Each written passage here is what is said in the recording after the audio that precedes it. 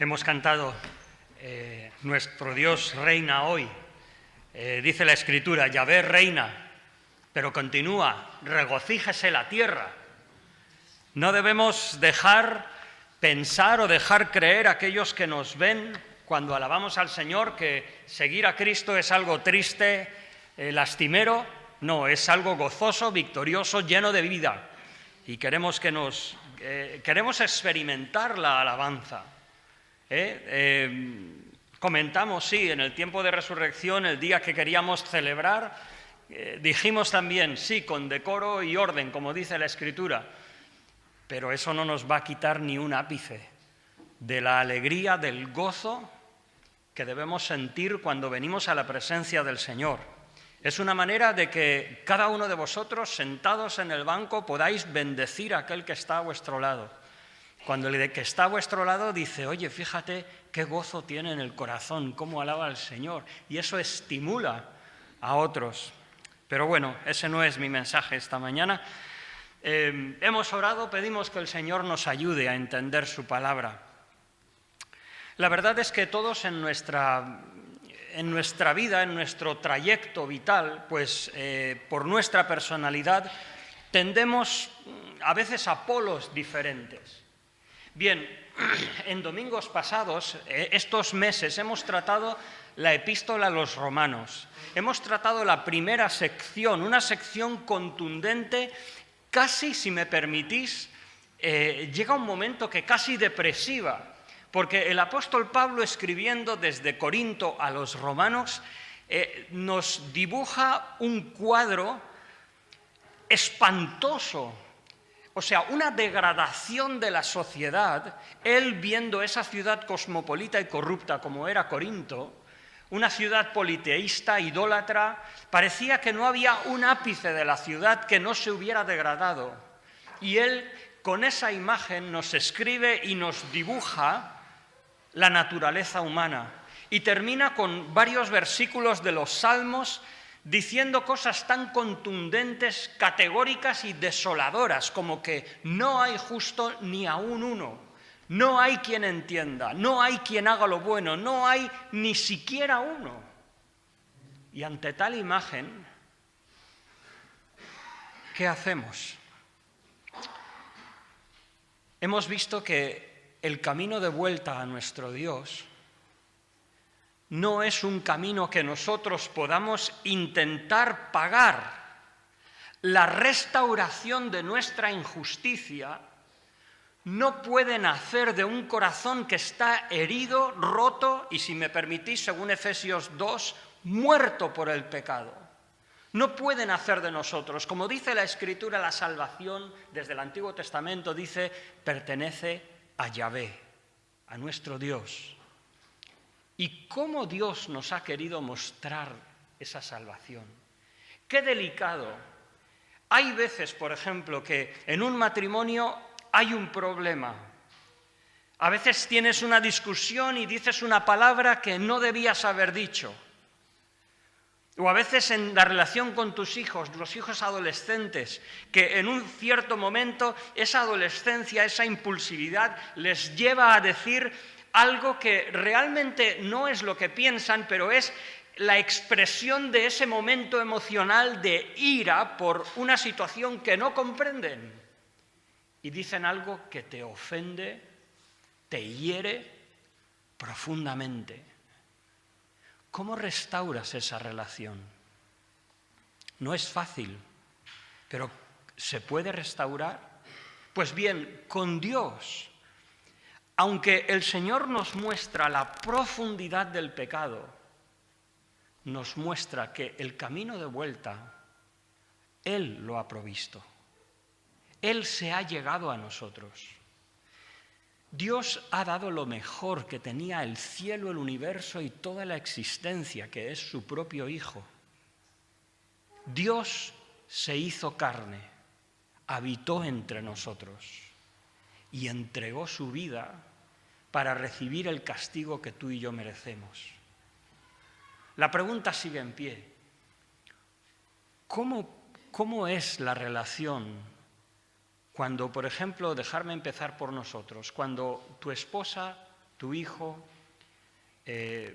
tu hermano, te ha ofendido profundamente, te ha herido hasta lo más profundo de tu ser. ¿Cómo se restaura? Y vamos al Señor. Señor, tú que has provisto nuestra relación contigo, tú que has provisto el camino, que has obrado la salvación por medio de Jesucristo, ¿qué tipo de relación quieres que tengamos contigo? Hay un tipo de espiritualidad, la que predomina, y voy a decirlo con toda claridad, en nuestro país, no en solo nuestro país, pero sí en España, como país seguidor de unas tradiciones que a veces no tienen nada que ver con la Escritura, presenta una espiritualidad lúgubre, de edificios patéticos, de rincones oscuros con un Cristo apenado, con unos santos que miran a Dios tratando de buscar una mejor actitud hacia Él.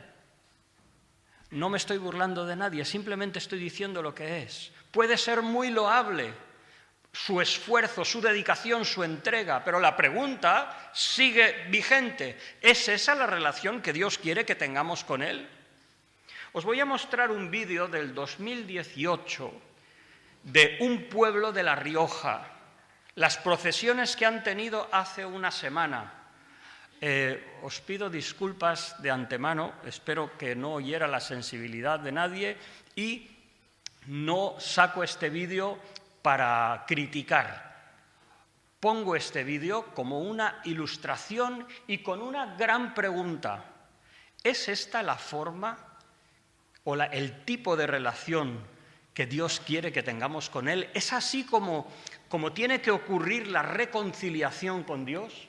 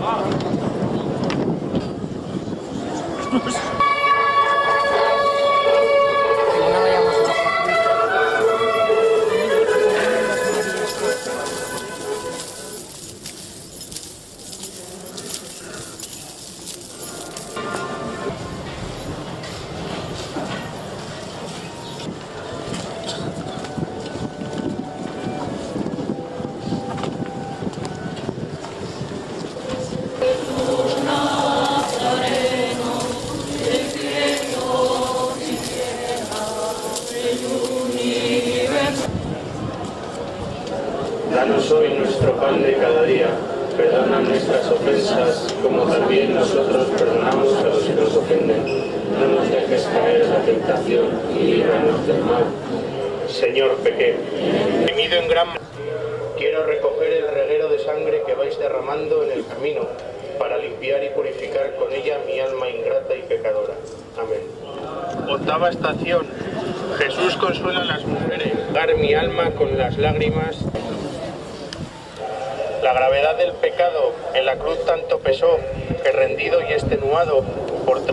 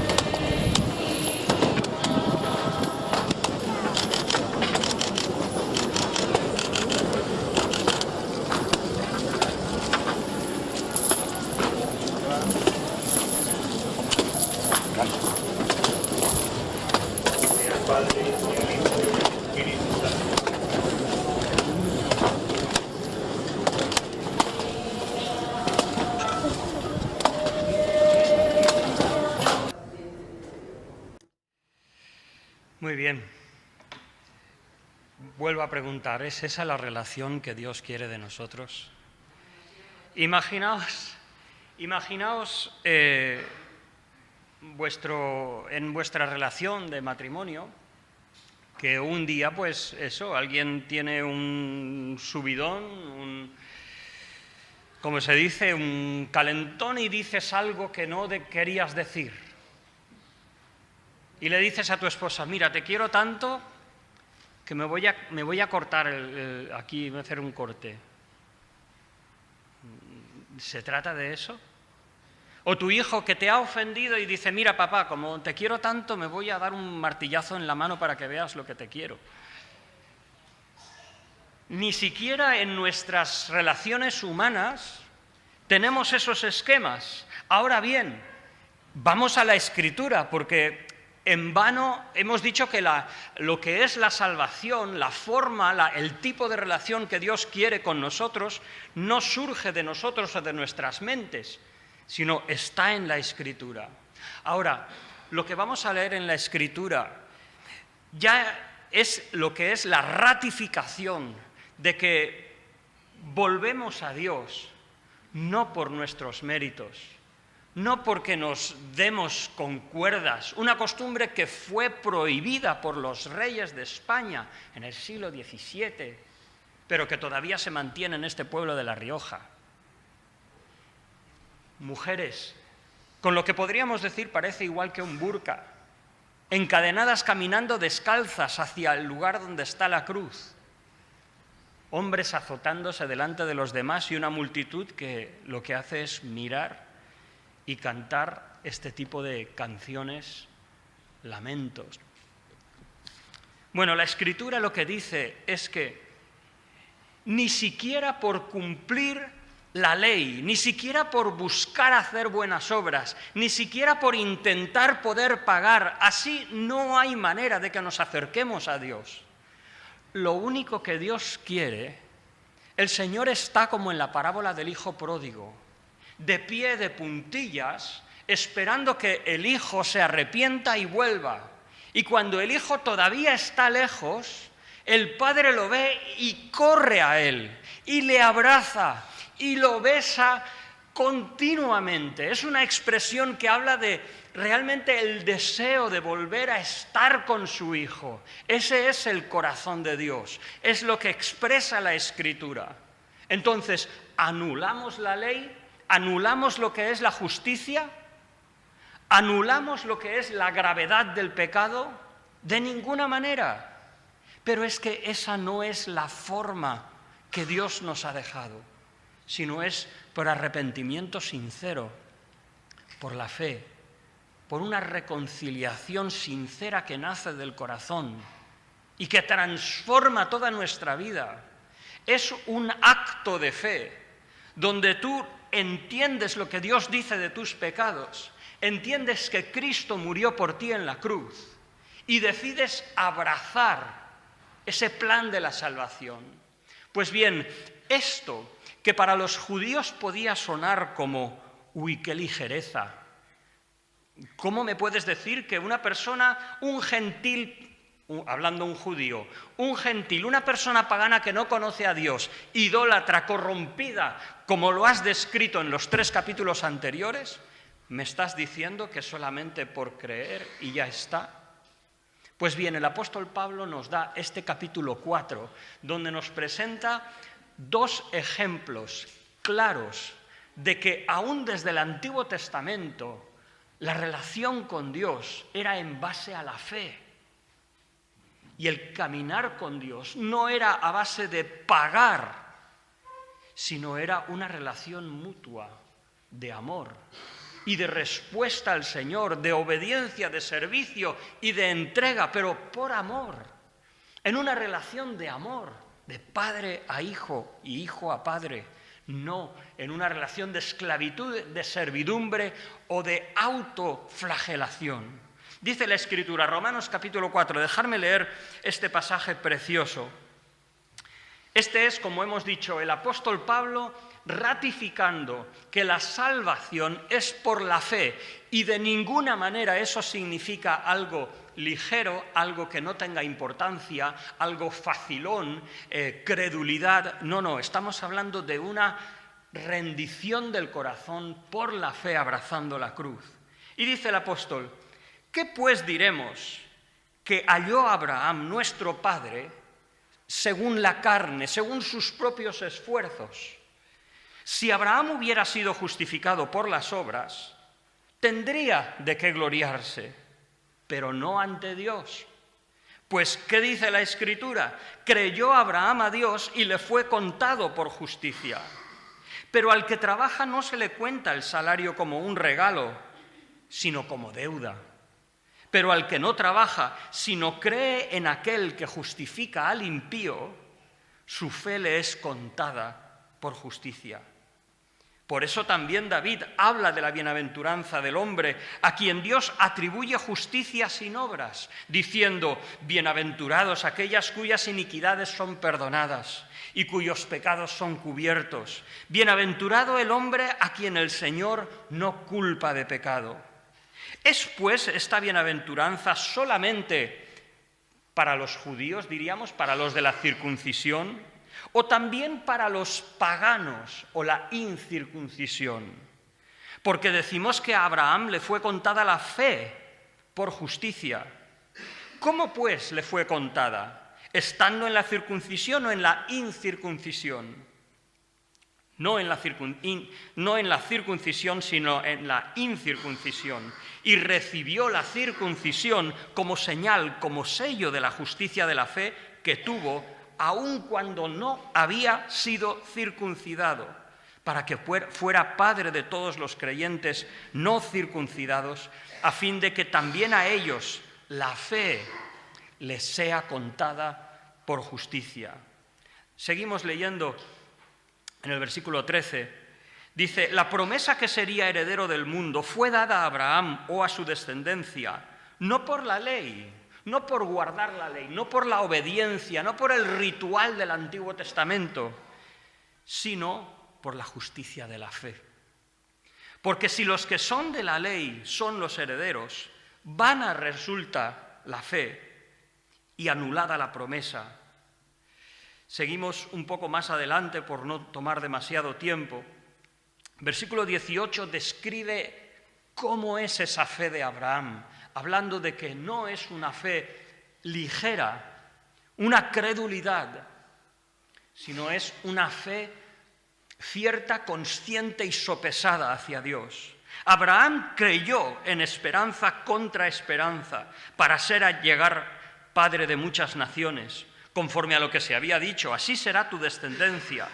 Y su fe no se debilitó al considerar su cuerpo, que estaba ya como muerto, siendo de casi 100 años, o la esterilidad de la matriz de Sara. Tampoco dudó por incredulidad de la promesa de Dios, sino que se fortaleció por la fe, dando gloria a Dios, plenamente convencido de que era también poderoso para hacer todo lo que había prometido. Por eso también su fe le fue contada por justicia. Pero no solo con respecto a él se escribió que le fue contada, sino también con respecto a nosotros. Esto lo escribe un fariseo de fariseos. En cuanto a la ley, celoso, fariseo. Él dice, fue escrito con respecto a nosotros, a quienes igualmente ha de ser contada la fe como justicia y no los méritos de la ley, a los que creemos en aquel que levantó de los muertos a Jesús, Señor nuestro, el cual fue entregado por nuestras transgresiones y resucitado para nuestra justificación.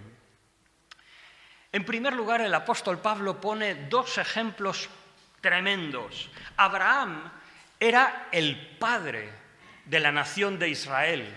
Cuando el Señor les dijo: vosotros a vuestro padre queréis servir, Juan capítulo 8, los fariseos respondieron al Señor y dicen: nosotros somos hijos de Abraham. Y aún le soltaron una indirecta al Señor: nosotros no somos hijos de fornicación, porque a los ojos de los hombres el nacimiento de Jesús había sido borroso, sospechoso, sujeto a crítica y murmuración. Pero los fariseos, nosotros somos hijos de Abraham. Pues Pablo dice, mira, Abraham, padre del pueblo hebreo, el patriarca, llamado por Dios de Ur de los Caldeos, bendecido, en ti serán benditas todas las naciones de la tierra, otorgado el pacto que sería característico de todo el pueblo hebreo. A él fue entregado ese pacto de la circuncisión, que se convertiría en un distintivo del pueblo de Israel, orgulloso de diferenciarse de tierras o pueblos paganos. Pues bien, Abraham dice, ¿qué fruto o beneficio tuvo Abraham en referencia a sus propias obras? Quizás delante de los hombres podría compararse y a lo mejor tener cierta ventaja, pero no para Dios. ¿Por qué? Porque la justicia de Abraham surge en un momento particular. Dios ya le había prometido la bendición para su descendencia y en cierta ocasión el Señor le recuerda esa promesa. Y entonces Abraham dice, Génesis capítulo 15, Señor, ¿cómo es que voy a tener una gran descendencia si no tengo prole? Y tengo este siervo, este damasceno Eliezer. ¿Cómo me hablas de esta? O sea, nace de una duda genuina. Y el Señor le dice, sal fuera y mira las estrellas a ver si las puedes contar. Dice, así será tu descendencia. Y entonces Abraham dice que creyó a Dios. Y Dios se lo contó como justicia. Esa no fue el salir de Ur de los Caldeos, no fue el esfuerzo de dejar a su parentela y a su familia, no fue el esfuerzo de seguir al Señor, de edificar altares, sino fue la confianza plena, rendirse al Señor, lo que el Señor lo contó como justicia. Y además nos explica, fíjate, ¿qué relación existió entre Abraham y Dios, entre el hombre y Dios? Dice, al que trabaja no se le cuenta el salario como un regalo. Cuando tú trabajas, a fin de mes, ¿qué esperas? Tu paga. Y cuando te dan la paga le dices, ay, muchísimas gracias, no lo merezco, sé que... ¿Verdad que no? Tú entiendes que tú tienes un acuerdo y has encontrado un servicio y lo recibes. Cuando pagas el recibo de la hipoteca, el banco te dice muchísimas gracias.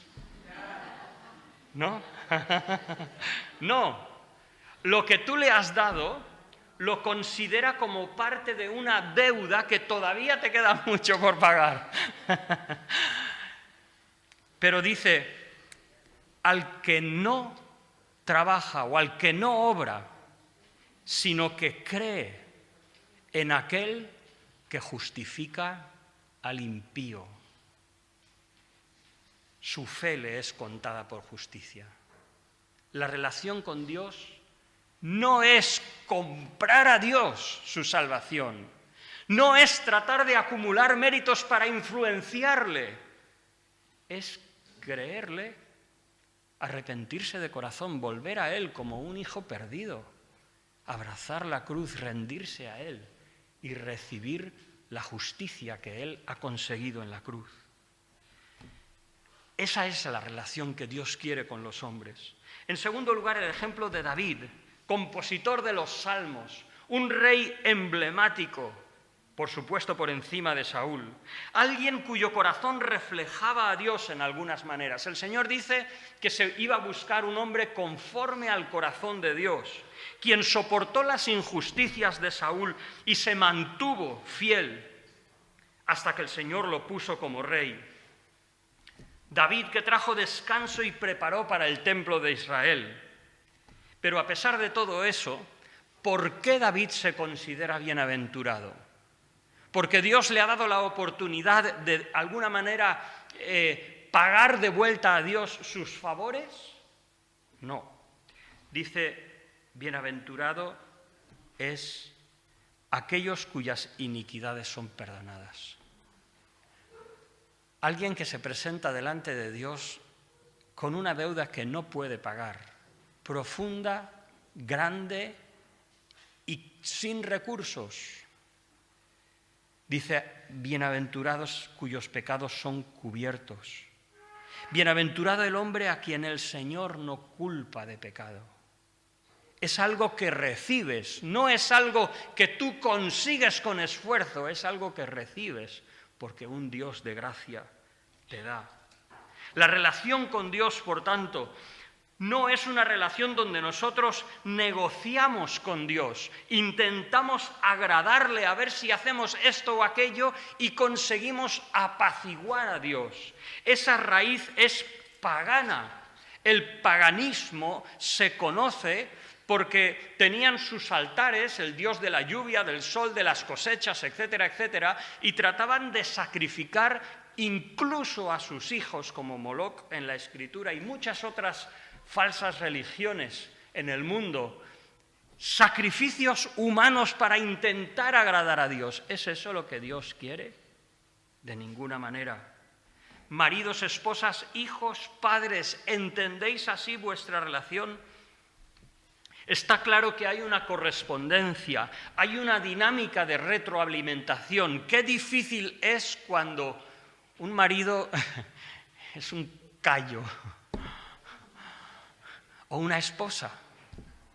Qué difícil es cuando en la relación de matrimonio uno de los dos interrumpe ese ciclo de amor, de sometimiento, como dice la Escritura. Someteos unos a otros en Cristo Jesús. Entonces, esa complicidad, ese ceder, cuando alguien rompe ese círculo, se rompe. O sea, es cierto, hay una dinámica de retroalimentación. También Dios espera de nosotros una obediencia, una santificación, una pureza. Lo meditaremos unos domingos después. Pero eso no quiere decir que nosotros compramos o negociamos el amor de Dios. Con los hijos es cierto que a veces hacemos trato. Si el hijo obedece, se le premia. Si desobedece, se le castiga. Pero tú no amas a tu hijo por cuántas veces te obedece. Tú simplemente le amas. No es algo que él pueda comprar. Es algo que tú como padre sientes hacia él sin importar qué es lo que hace. Te herirá, te dolerá, pero no lo dejarás de amar, ni le amarás porque él te lo paga. ¿Le venderías a tu marido o a tu padre un coche? ¿Verdad que suena raro? Sin embargo, no significa que es una relación menor porque no paguemos por ello, al revés. Las relaciones que merecen más la pena son relaciones espontáneas, donde el compromiso, la confianza es lo que predomina. ¿Eres de los que buscan entre los hombres un ejemplo de sacrificio? Hay veces que hay personas que dicen, mira, si tal persona de una secta es capaz de entregarse tanto a su causa, yo que conozco a Dios por la Escritura, debería mostrar algo más. Bueno, déjame decirte, si lo que estás es tratando de ver tu responsabilidad, vale, pero no pienses que agradas a Dios más o que Dios te va a amar más por eso. Creo que la Escritura nos muestra que nuestros ojos tienen que estar en el amor que Dios nos ha dado por gracia y dejar que esa realidad genere en nosotros un amor que entonces responde a Dios en obediencia, en entrega. Y como dice Pedro, sirviendo no por la fuerza, no como siervos, sino como hijos amados por amor. El apóstol Pablo continúa y nos plantea dos cuestiones, la circuncisión y la ley. Entonces, ¿justifica Dios? Para justificarse delante de Dios, ¿tienes que circuncidarte? ¿Tienes que hacer ese rito religioso? Y en segundo lugar, ¿tienes que guardar la ley? Pues bien, en primer lugar, es curioso de que los judíos mantuvieron la circuncisión como algo absolutamente intocable. Nosotros, los circuncisos, incluso cuando hablas en la Escritura, en el Nuevo Testamento, cuando habla de los hebreos, la circuncisión, porque eso es el emblema, el pacto de Dios con toda una nación. Y la pregunta surge, ¿por qué los hombres a veces preferimos aferrarnos a algo físico mientras nuestro corazón vaga por ahí? Porque los judíos fueron culpables de idolatría, de obstinación, de rebeldía ante Dios. Fueron culpables de crear sus propios cultos, de poner sus propios sacerdotes. Fueron culpables de dejarse llevar por la cultura de Babilonia. Fueron culpables por dejarse de influenciar por la filosofía griega. Fueron culpables, dice Romanos capítulo 10, el Señor, todo el día extendí mis manos a un pueblo rebelde y contradictor. Pero eso sí, la circuncisión, somos de la circuncisión. ¿Y de qué sirve? ¿De qué sirve? En segundo lugar, la ley. Realmente los judíos no obedecieron la ley, pero su conocimiento de la ley parecía que les hacía superiores. Nosotros tenemos una cultura superior a los paganos. Entonces, ¿es nuestra relación con Dios, dicen, digamos, los opositores del argumento de Pablo, ¿es la relación con Dios en base a ese pacto externo de la circuncisión? Pablo dice, de ninguna manera, porque Abraham fue justificado primero y después se le dio la circuncisión. Dice, bueno, vale. Entonces, el judío dice, bueno, entonces somos justificados delante de Dios por aprendernos la ley, por guardar los rituales, por hacer las obras que nos dice. Y Pablo vuelve a decir, de ninguna manera, porque primero por la fe Dios justificó y después por Moisés vendría la ley. Y la pregunta viene para nosotros, porque nosotros no tenemos ni la circuncisión ni la ley como cosas escalafones. Pero sí que tenemos, por ejemplo, el bautismo. ¿Qué tal? ¿Cómo entiendes el bautismo? ¿Diríamos que no es importante? Claro que lo es, si no el Señor no lo hubiera dicho. El Señor dijo, id.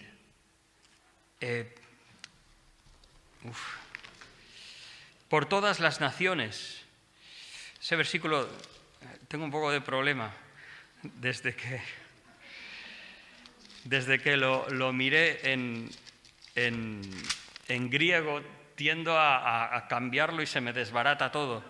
Pero dice la Escritura, id y haced discípulos a todas las naciones, bautizándolos en el nombre del Padre, del Hijo y del Espíritu. Para el Señor era importante el bautismo.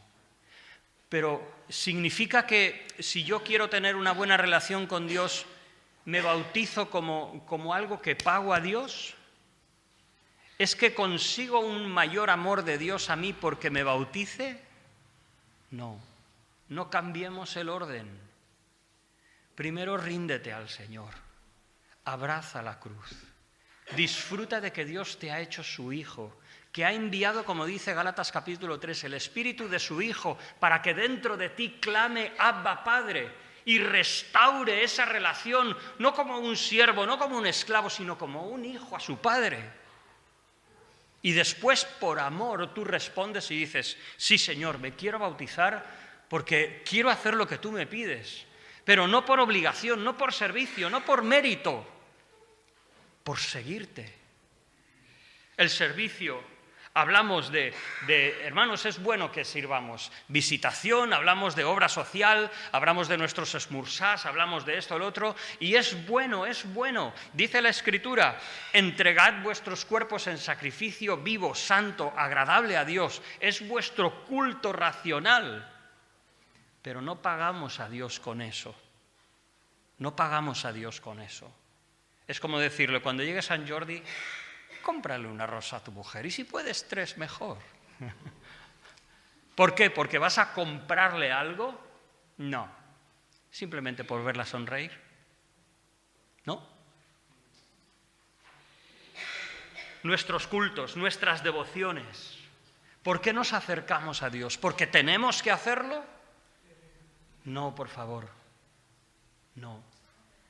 Vamos a Dios, leemos la Escritura, venimos a la iglesia porque amamos a nuestro Señor, porque queremos cultivar nuestra relación de hijos a padres con Él. No estropees tu relación con Dios tratando de negociar con Dios que Él te ame más. ¿Qué cosa más ridícula hay que un hijo de entre varios hermanos que trate por méritos de que el padre le ame más que a los demás? No. Me puedo llevar mejor con uno o con otro hijo, pero los amo a los tres por igual, porque son mis hijos. De lo mismo, igualmente el Señor. Por último, bien, no es por la fe, no es por méritos, es por la fe, pero el apóstol Pablo toma tiempo para expresar qué tipo de fe es de la que estamos hablando. Hablamos de credulidad, algo con lo que tú naces, te enseñan y dices, sí, y ya está. De ninguna manera. Dice la Escritura que Abraham creyó en esperanza contra esperanza para llegar a ser padre de muchas gentes. Abraham superó la negatividad de sus circunstancias. Él era consciente que era un hombre ya mayor, y su esposa también ya había perdido, como dice el Antiguo Testamento, la costumbre de las mujeres. Él se confrontó con esa realidad, pero su fe prevaleció. Fue al paso siguiente para llegar a ser padre de muchas gentes.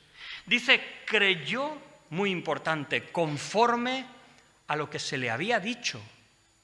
La fe no es una fe impersonal, abstracta, por ejemplo, te dicen, cuando vas a Andalucía hay tanta fe, y tú dices, ¿fe en qué? No sé, pero fe. No, la fe en lo que Dios ha prometido. Por eso dice la Escritura que somos nacidos de nuevo, regenerados, no por simiente corruptible, sino incorruptible por la palabra de Dios, que permanece y vive para siempre. Es la Escritura la que te da la fe, la que te da el objeto donde debes confiar. Abraham no se debilitó su fe al considerar su cuerpo. Madre mía, mi mensaje tiene una respuesta, os oigo hablar de vez en cuando, no sé si eso puede ser bueno. En fin, no se debilitó la fe de Abraham al considerar su cuerpo. La fe no es una fe momentánea, no es un sentimiento, no es que estás en determinadas circunstancias y parece que en ese momento es algo especial y has tenido la fe. No. Abraham tuvo tiempo para considerar su cuerpo y la matriz de Sara. Y al considerarla dice que no se debilitó su fe. No fue una fe ciega, sino una fe ponderada y meditada. No dudó por incredulidad de la promesa de Dios. Para Abraham, a pesar de las circunstancias y de todo, Dios sigue siendo fiel. Sigue siendo una persona de la que puedes depender. La fe de Abraham, dice, no dudó por incredulidad de la promesa de Dios, sino que se fortaleció en fe, dando gloria a Dios, plenamente convencido de que Dios era poderoso para hacer todo lo que había prometido. Fíjate, la fe de Abraham es una fe que triunfa. La fe no es un impulso momentáneo, lo hemos dicho, no es solamente un sentimiento, aunque cuando tenemos fe hay un sentimiento junto a ello, pero no es solo emociones. La fe se confronta con las dificultades que existen. La fe se circunscribe a lo prometido. Tiene una visión clara de la figura y la persona de Dios. Y finalmente, triunfa.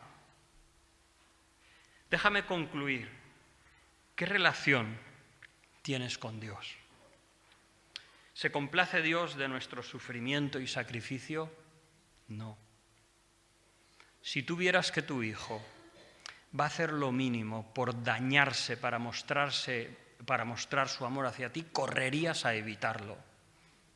Y lo mismo hace el Señor. Cuando nosotros intentamos cumplir o negociar con Dios, nos equivocamos. Esa no es la relación que Dios quiere tener contigo. La cuestión es si te has enamorado de Dios, si le has encontrado, si has disfrutado la dicha, la felicidad del perdón. Hay personas que nunca llegan a disfrutar el perdón porque no son conscientes de la ofensa de su pecado.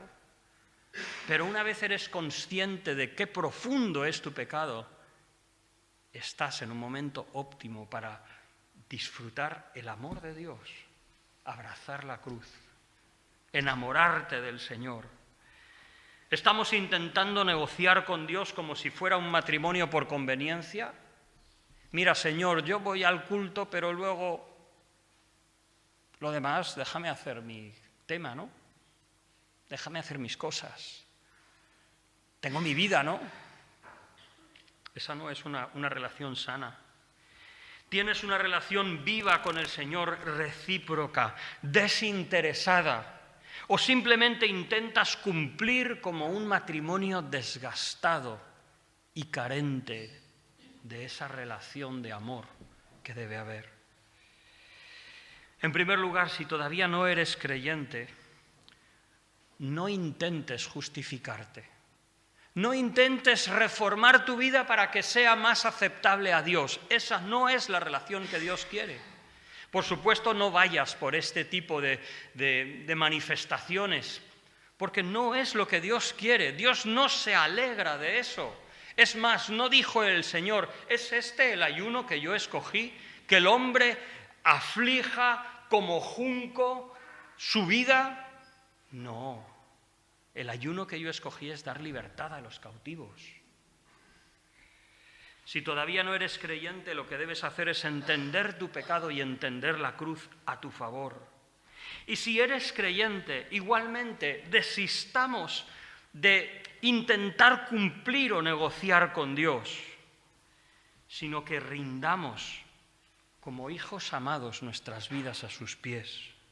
Entremos y profundicemos en esa relación de amor con Dios, donde el Señor pueda confiar en nosotros y donde nosotros confiamos en sus promesas. A pesar de las circunstancias adversas, negativas, pero seguimos confiando en Él. Nuestra fe no es una fe ciega, es una fe en sus promesas, entendiendo que hay adversidad, entendiendo a veces que podemos tener momentos de duda, pero nos fortalecemos, prevalecemos, superamos las dudas, las circunstancias negativas y creemos que es fiel el que lo prometió. ¿Has experimentado el perdón de parte de Dios? Continúa disfrutándolo. Casi podría decir que he terminado mi mensaje, pero no puedo evitar de mencionar una cuestión más. Si os pidiera, ¿cuántos de vosotros, dejadme hacer esto, y no quiero pillaros ni nada, os quiero mostrar una realidad. ¿Cuántos de vosotros podéis decir que habéis conocido esos momentos especiales de sentir esa bienaventuranza de que vuestros pecados han sido perdonados? ¿Podéis levantar la mano, por favor? Gracias. Pues ahora os dejo una pregunta desoladora. ¿Por qué no vemos más eso entre nosotros? ¿Por qué a veces luchamos como lucharon los discípulos a ver quién sería el mayor? ¿Por qué Pedro le dijo al Señor, Señor, ¿cuántas veces pecaré con mi hermano que pecaré contra mí? ¿Hasta 7? ¿Por qué a veces nos cuesta tanto disfrutar ese perdón entre nosotros? Sé que la cuestión es compleja. Sé que dice la Escritura, Santiago capítulo, ahora me he olvidado, 2, o el último versículo creo que es, dice que todos ofendemos muchas veces. Pero hermanos, ¿a qué has disfrutado ese perdón de Dios? Pues ¿por qué no nosotros hacemos disfrutar a aquel que nos ha ofendido? Y desátale esa carga. Dice la Escritura Perdona nuestras deudas como nosotros perdonamos a nuestros deudores o a los que nos deben. ¿Sabes que en Diálogo de Doctrina Cristiana, siglo XVI, 1529, escribe una costumbre que tenían unos frailes que iban con el rosario y se pasaban la misa rezando? ¿Sabes lo que hacían? Saltarse esa frase, porque no querían perdonar. Y el autor de Diálogo de Doctrina Cristiana les dice, hipócritas, ¿estás orando a tu Padre y teniendo rencor hacia el otro? No creo que nosotros llegamos a tanto, pero me gustaría terminar este mensaje dejándote esa pincelada. No hemos tratado esto esta mañana, pero igual que tú disfrutas del perdón de Dios, por favor, deja disfrutar a otros creyentes que están a tu alrededor, que cuando te ofendan, dales el perdón con la misma gracia, generosidad, desinterés con que Dios te perdonó a ti. Que el Señor nos ayude.